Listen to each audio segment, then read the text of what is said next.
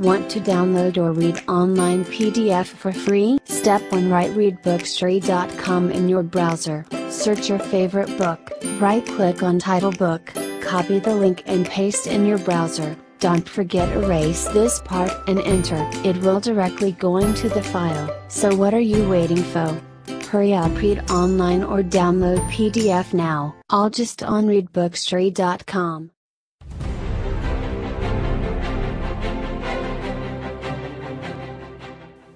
Boker Tov Chavrim, I'm Stephen Ben-Nun. You're watching Israeli News Live, and this morning we have very breaking news coming from Far's news agency, along with other news agency. The Sputnik News is reporting that some 30 Israeli foreign intelligence officers killed in a Russian-caliber missile attack in Aleppo. And according to this here, it says several U.S., Turkish, Saudi, Qatari, and British officers were also killed, along with Israeli officers. The foreign officers who were killed in Aleppo operations room were directing the terrorist attacks in Aleppo. Guys, this is very concerning that we're hearing this type of news coming out of Syria this morning, and it is also being very hush-hush in Western media. And the reason it is being hush-hush in Western media is because the question has to be asked, what are Israeli officers doing there? What are U.S. officers, Turkish, Saudi, Qatari, and British officers doing there? As I have stated all along, it is nothing but a false coup that happened in Turkey under Erdogan. I believe it was orchestrated by the United States along with President Erdogan in order to get Turkish military forces and boots on the ground there. And now we see that the U.S., the Turkish, the Saudis, the Qataris, the British, and the Israeli officers are all inside this secret place here, coordinating terror attacks inside of Syria. And although I love my countrymen, both U.S. and Israeli countrymen there, is still, what are we doing in Saudi Arabia? And I want to state this because I know there's going to be many that are going to be concerned about the fact that this news has happened. It's going to be a cry from the West to bring about war against Russia. But you have to understand, Russia is actually trying to stop this whole rebel force that's going on, and this whole so-called moderate rebels is trying to overthrow the country. But I am not the only voice from the United States that is sounding this alarm that we have no business to be in Syria. They have demonized President Bashar al-Assad as being some kind of madman, gassing and using incendiary devices, etc. on his people, only to find out that it's to the contrary. Even Aaron Erdem, the former Turkish MP member of the parliament in Turkey, he was the first one to reveal that the 2013 gas attacks that happened in Syria were never conducted by Bashar al-Assad, but it was coordinated with the West, smuggling in chemical weapons from Europe into Turkey, through Turkey, and Turkey's court turned a blind eye. They replaced the judges, everything, slipped in the chemical weapons, did the attack so that they could blame it on Bashar al-Assad.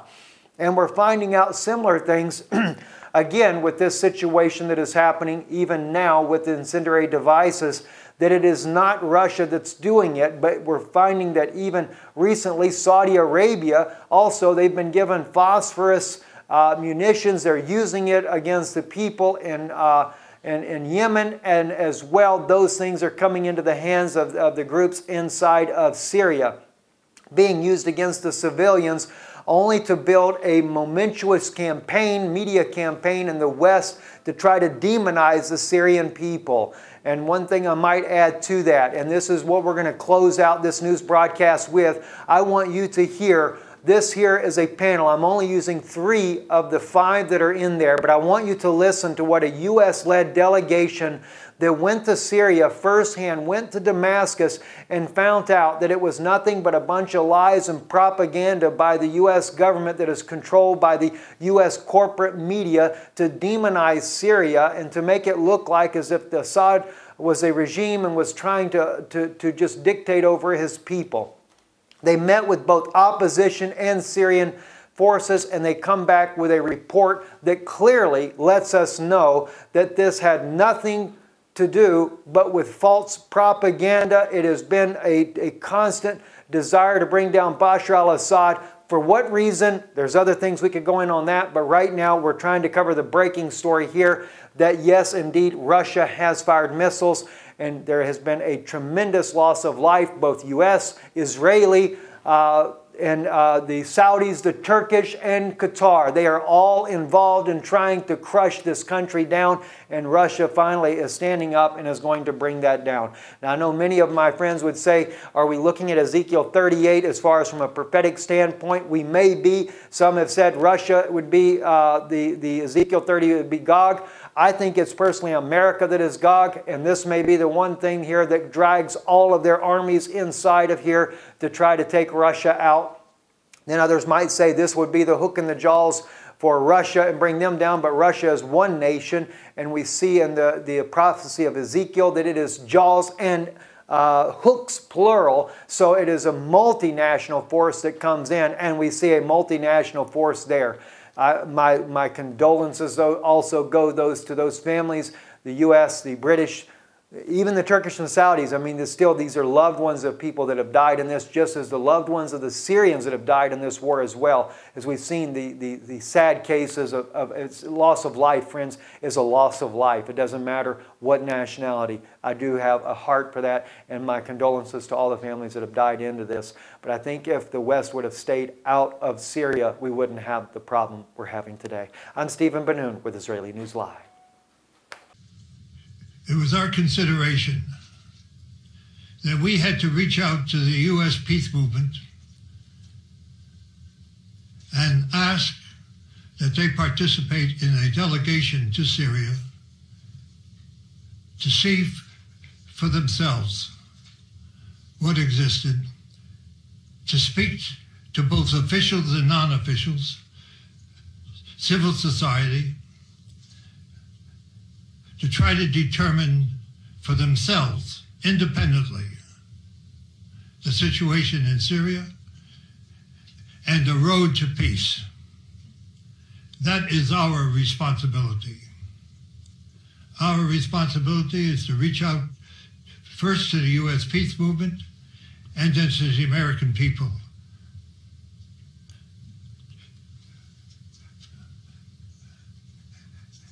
The campaign to confuse the American people has been intense. And it is our purpose to try to bring some light, some understanding, which can perhaps lead to the American people demanding an end to the intervention and peace in Syria.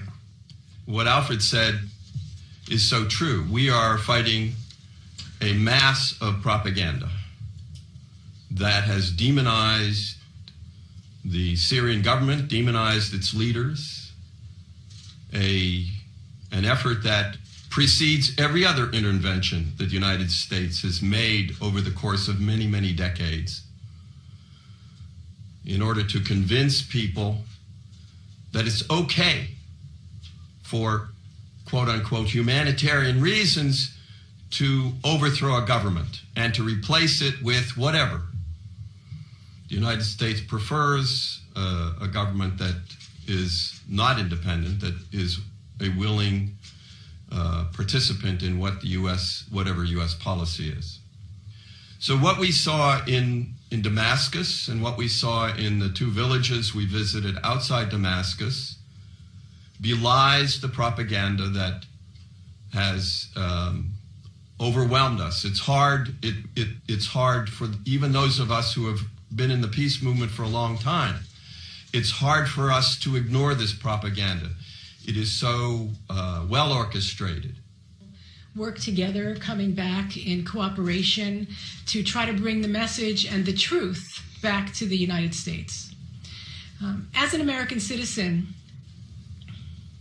it is shameful for me to admit what my government is doing in the sovereign country of Syria. We have no right to impose these illegal sanctions. In fact, these sanctions, allegedly, the government says are against the government of Syria. But in fact, it's against the people, civil society, people who are attempting to maintain the infrastructure, the health care, the safety of all Syrian people. One of the things that stood out to me is not only the lack of medication and the fact that Syrian children are dying because they can't get chemotherapy meds into the country because of the illegal sanctions that the U.S. and the West has imposed. Also, they're not allowing parts and material to get to businesses who are trying to maintain. And they're trying to maintain for more than one reason, and not just to continue to make money, but to employ people.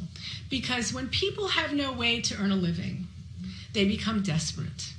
And we know that some of the Syrian people who may have chosen to join the terrorists, mostly for economic reasons, because they couldn't earn a living. And their benefactors, the U.S. and all the others who are collaborating together to fund this terrorism, are paying people very well to participate in this illegal activity against the Syrian people.